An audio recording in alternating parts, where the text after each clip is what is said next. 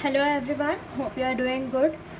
Today we will take up the case of self-occupied property. I'll tell you various calculations that need to be made when an SSE registers that he has a self-occupied property. ठीक है, इस चीज़ के 3 case हो सकते हैं.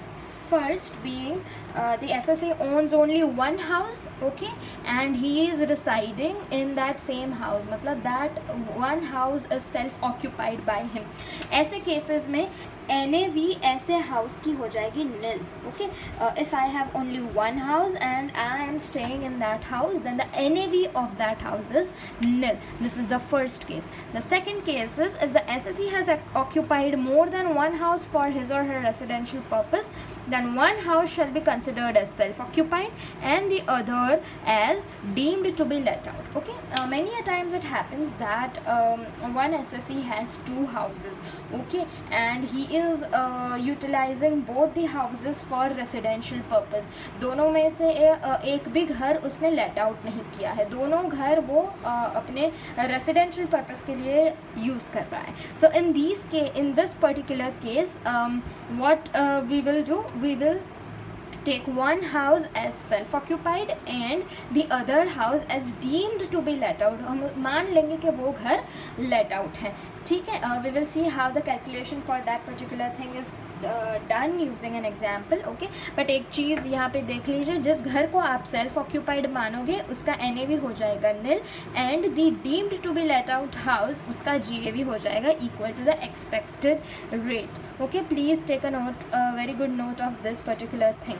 The third case will be a property which could not be occupied due to employment, ठीक है. वैसी प्रॉपर्टी का NAV भी nil होगा. हम देखेंगे कि ये केस कहना क्या चाहता है in the further discussion.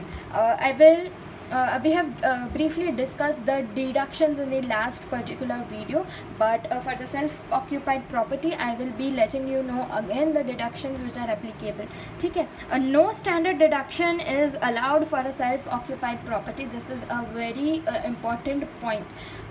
Generally in the format also I have mentioned that deductions में पहली चीज़ आती है standard deduction, लेकिन please take care that for a self-occupied property there is no standard deduction which is applicable. Only for the let out property, जो घर आपने किराए पे दिया है उसी प्रॉपर्टी का standard deduction होगा which will be 30% of the NAV. But for a self-occupied house we will never give any standard deduction. The second thing is interest on borrowed capital. In the previous video I have told you that an SSE can take a loan for repair or renewal of the house or to construct a new property or to purchase a new property, okay.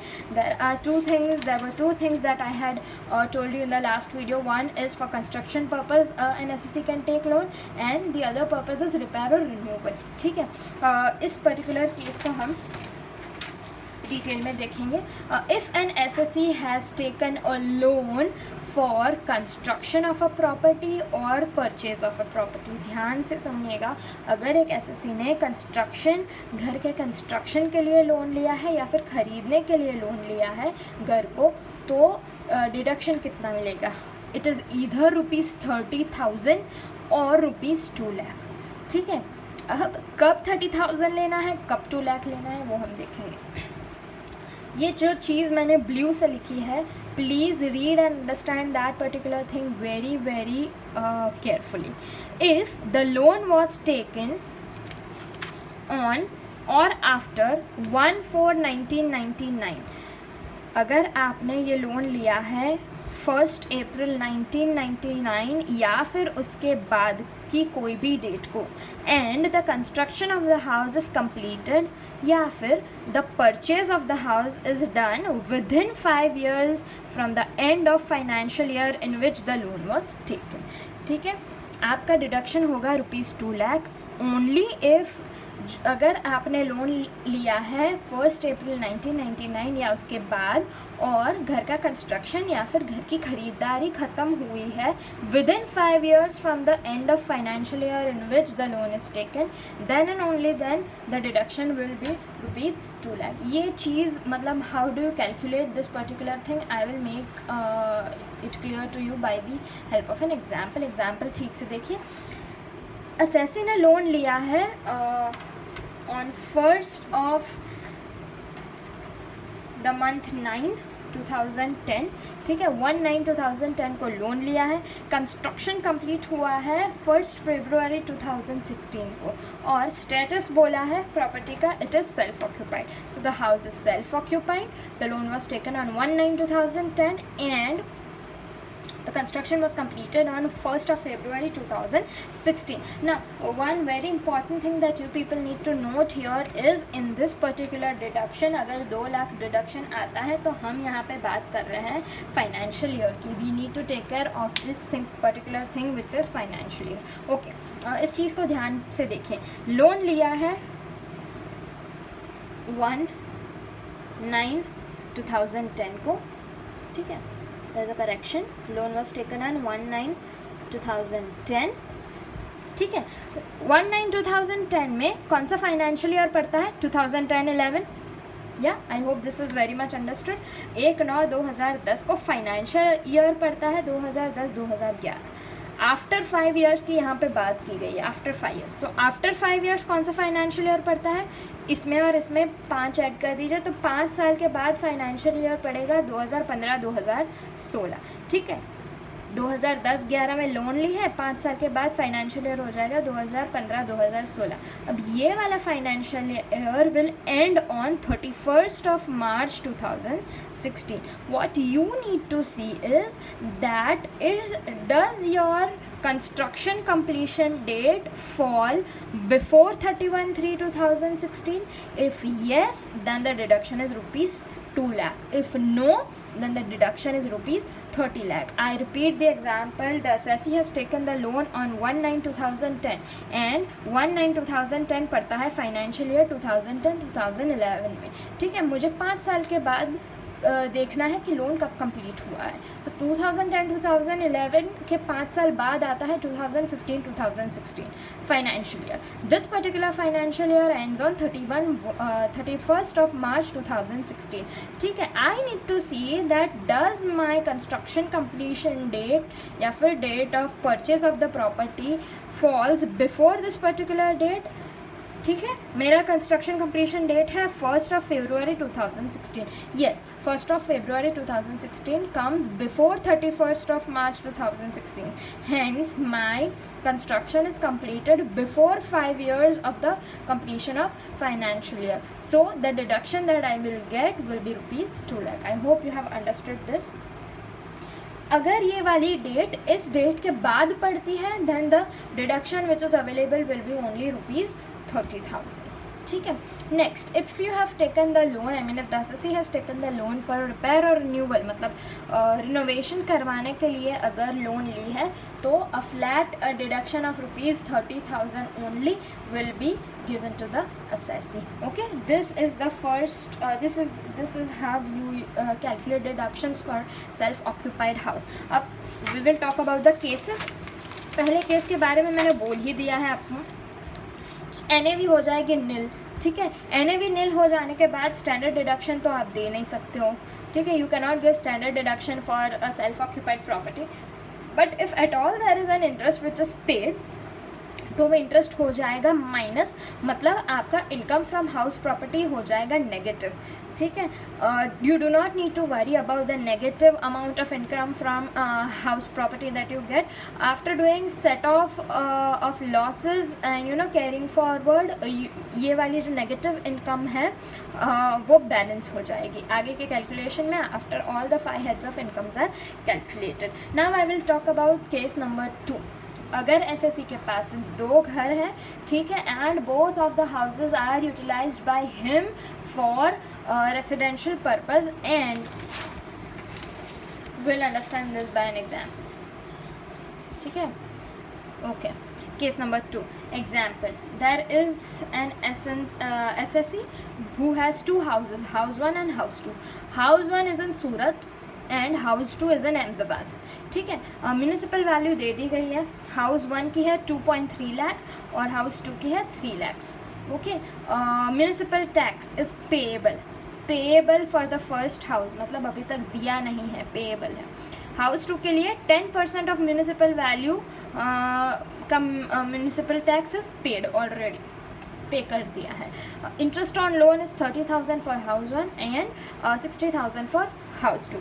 Now loan के बारे में ज़्यादा कुछ कहा नहीं गया है, कब लिया है, कितने % है. So you will be taking flat loans, flat amount which is given to you.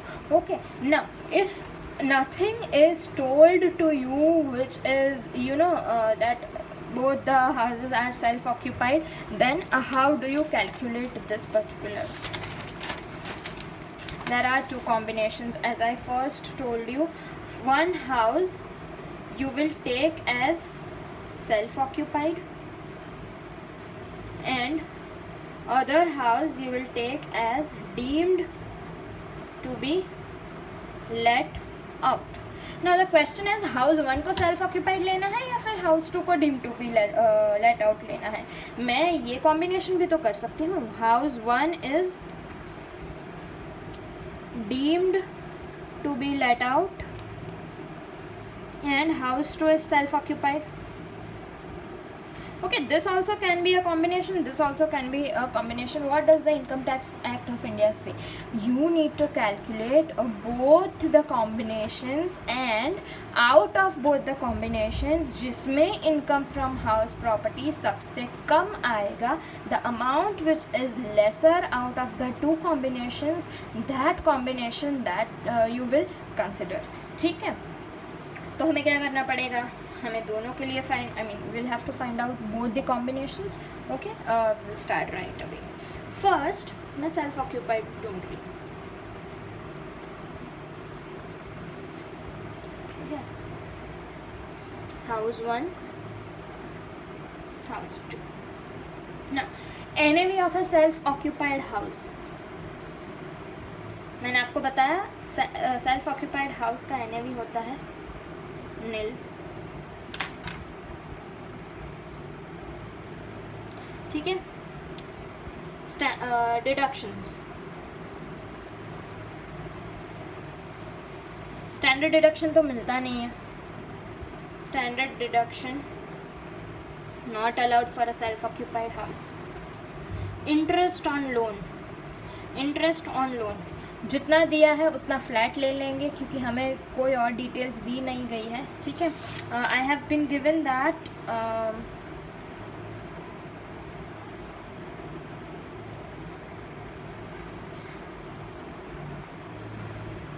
so I have been given that interest on loan for house 1 is rupees 30,000. Since it is a self-occupied house, the maximum permitted limit will be 30,000, and I'm taking that. For house 2 I have been told that the interest on loan is 60,000, लेकिन I cannot take 60,000. Okay, the maximum permissible limit is only rupees 30,000. ठीक है, ये हो गया. बाकी तो कोई deduction नहीं आएगा. Therefore income from house property in this case will be -30,000, and for house property number 2 also income from house property will be minus of 30,000. Now in the second calculation I will assume that both of my properties are deemed to be let out. मतलब house 1 भी deemed to be let out है, house 2 भी deemed to be let out है.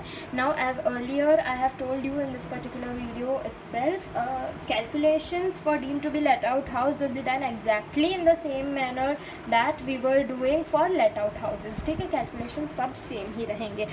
और मैंने अभी notes में ये भी mention किया है कि for a deemed to be let out house the GAV will be equal to expected rate. ठीक है, यहाँ पे मुझे एक्सपेक्टेड रेट में इस पर्टिकुलर क्वेश्चन में I have not been given the expected rate, लेकिन मुझे म्यूनिसिपल वैल्यू दिया है, फेयर रेंट वैल्यू भी नहीं दिया है कि मैं ER निकाल सकूँ. कोई प्रॉब्लम नहीं दिया है तो हम म्यूनिसिपल वैल्यू को ही एक्सपेक्टेड रेट मान लेंगे. ठीक है, so for my first house my GAV will be equal to the ER which is equal to the municipal value which is 2.3 lakhs, and for house property number 2 it is 3 lakhs. यहाँ पे हम municipal tax deduct करेंगे ठीक है। For the first house question में लिखा था कि इट इज़ पेएबल। पेएबल मतलब अभी तक पे नहीं किया है। अगर पे नहीं किया है तो हम कुछ भी डिडक्ट नहीं कर पाएंगे, तो यहाँ पे है nil. For the second house it is return that 10% of the municipal value is paid. So 10% of 3 lakh makes 30,000। Paid लिखा है बेटा, पेड मतलब it is already done, so we can deduct it. Okay, therefore my NAV will be your 2.3 lakhs and your 2.7 lakh। ठीक है, minus किया है। ठीक है, इसके बाद आते हैं deductions. Remember these are deemed to be let out house, so यहाँ पे स्टैंडर्ड डिडक्शन आएगी। स्टैंडर्ड डिडक्शन पहले होगी। Standard deduction is 30% of the NAV। ठीक है, तो 30% ऑफ 2.3 लाख, ठीक है, होता है 69,000 and 30% of 2.7 lakhs which is 81,000। ठीक है, सेकेंड आएगी interest on loan. Since these are deemed to be let out houses, तो यहाँ पे लोन का अमाउंट जितना भी मुझे क्वेश्चन में दिया है I will be able to deduct the full amount. ठीक है, अगर सेल्फ ऑक्यूपाइड हाउस है तो ही 30,000 मैक्सिमम परमिटेड लिमिट होगा। लेट आउट प्रॉपर्टी के लिए, जैसे मैंने आगे की वीडियोस में आपको बताया है, I have shared the deduction page with you. Late out property के लिए actual amount of interest which is paid और पेएबल शुड बी डिडक्टेड। ठीक है, so for house number 1 it is 30,000 and for house number 2 it is 60,000। हम 60,000 पूरा का पूरा ले लेंगे।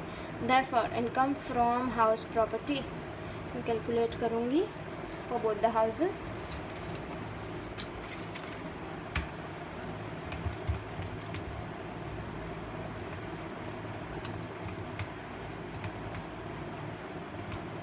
ठीक है, so here I'll get 1,31,000। okay, and in this case 2,70,000 minus 81,000 minus 60,000 which is 1,29,000। ठीक है, I have told you here that there might be two possible combination wherein one of my house is self-occupied, other is deemed to be let out. My first house can be deemed to be let out and the other can be self-occupied. I will have to choose the combination in which there is a minimum amount of income from house property. First combination I will try out. House 1 self-occupied and house 2 deemed to be let out. If my first house is self-occupied, first house कितना है -30,000, and if my second house is deemed to be let out, second house, तो उसका कितना income from house property आएगा 1,29,000। so this gives me a total of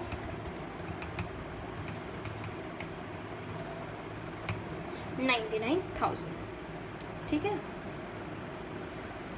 my combination number 2 will be house 1 is deemed to be let out and house 2 is self-occupied.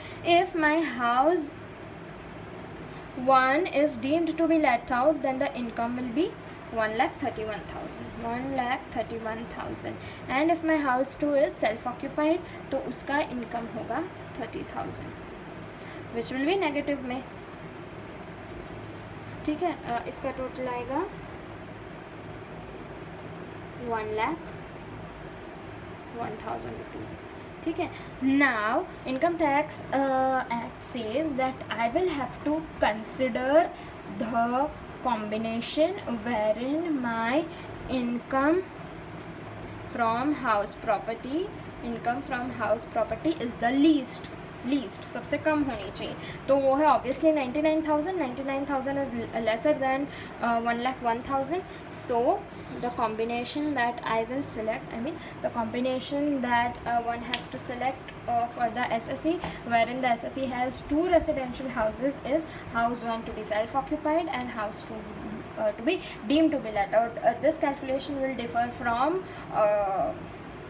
sum to sum। Okay, problem से problem ये calculation differ करेगी। यहाँ पे हमने 2 house के लिए discuss किया है, एग्ज़ाम में आपको 3 हाउस के लिए भी दिया जा सकता है, ठीक है। सो टेक केयर, अगर 3 हाउस है तो कोई प्रॉब्लम नहीं है। हाउस 1 हाउस 2, यहाँ पे हाउस 3 का कैलकुलेशन कर दीजिए, हाउस 1 हाउस 2 हाउस 3 का कैलकुलेशन कर दीजिए। 3 हाउस है तो फिर 3 कॉम्बिनेशन भी आपके बनेंगे, ठीक है। I hope this is understood. This is case number 2। Discussing the case number 3 now. Case number 3 में मैंने आपको बताया था कि property which could not be occupied due to employment, उसका NAV होता है nil। उसका मतलब क्या होता है वो हम देखते हैं। For example this is mister A, ठीक है, ये है मिस्टर ए जो रहते तो नवसारी में है, मतलब his residence is in Navsari but he works, मतलब he has a job in the Surat city, ठीक है। अब नवसारी से सूरत का डिस्टेंस मान लीजिए कुछ 50 किलोमीटर है, ठीक है। तो 50 किलोमीटर आना 50 किलोमीटर जाना, मतलब रोज़ का 100 किलोमीटर का अप एंड डाउन। तो मिस्टर ए ने सोचा कि क्यों ना मैं सूरत में ही रुक जाऊँ, ठीक है। अब इस बात का ध्यान दीजिए कि mister A stays at Navsari, has his residential house at Navsari but works at Surat. तो he has these particular options that you know he may choose any one of these options to do. He can lock his house of Navsari, ठीक है। नवसारी का जो residential उसका घर है वो lock कर सकता है, क्योंकि अब भैया हम तो सूरत में ही रहेंगे, रोज़ का अप एंड डाउन क्यों करना है। तो नवसारी वाला घर I will lock down and I will stay on rent in Surat, ठीक है। तो अगर उसका नवसारी का जो घर है वो लॉक कर दिया, ताला मार दिया उस घर पे, तो उस घर का NAV हो जाएगा nil, ठीक है। Next particular thing he can do is, वो सोचे कि late his parents and his wife and his children stay at the Navsari वाला house.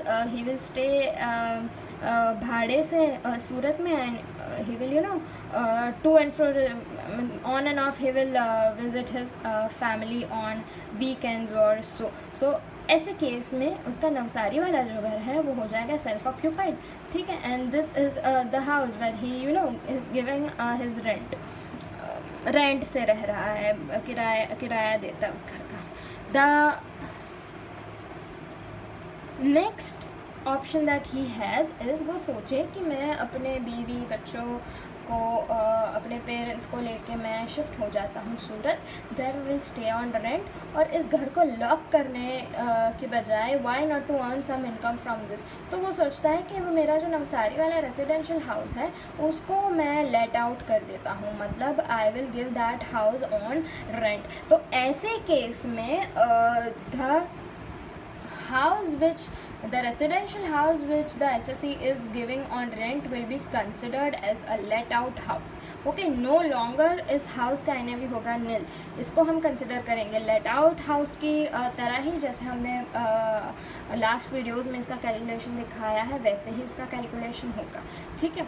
The last case, the last option that mister A has is, वो सोचता है कि एक काम करते हैं, सूरत में भी मैं एक घर ले लेता हूँ, वहाँ पे आई will stay with my family and my parents, okay. This will be my owned property, मेरी खरीदी हुई प्रॉपर्टी है, मेरा खुद का घर होगा, हम वहाँ पे रहेंगे, और नवसारी का घर क्यों ना ऐसे ही रहने दो। तो ये हो जाएगा केस नंबर 2 जो हमने अभी डिस्कस किया। 2 रेसिडेंशियल, 2 हाउसेज, 2 घर जो एसएससी यूज़ करता है रेसिडेंस के पर्पज़ से, मतलब एसएससी सोचता है कि क्यों ना साल के 2 महीने में इस घर में रहूँगा और बाकी के 10 महीने में सूरत वाले घर में रहूँगा। So this is the case wherein the SSE has 2 residential houses, okay। So just as we discussed, out of these 2 houses, one will be considered as self-occupied and the other will be considered as deemed to be let out house, okay। I hope you have understood. Happy learning.